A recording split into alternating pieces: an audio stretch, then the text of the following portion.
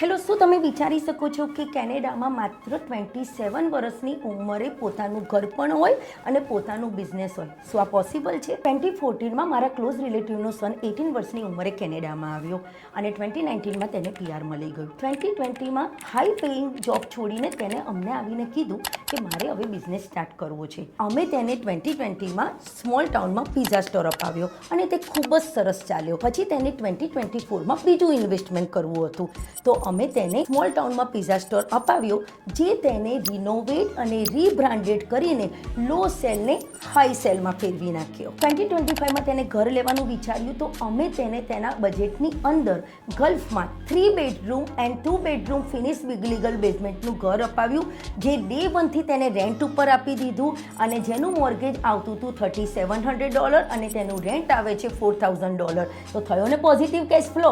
Market ઉપર હોય યા નીચે, પણ જો તમારી પાસે સહી ગાઈડન્સ અને સારું ઇન્વેસ્ટમેન્ટ હોય તો તમે માર્કેટમાંથી 2 પૈસા બનાવીને જ જશો. તો શું વિચારો છો તમે?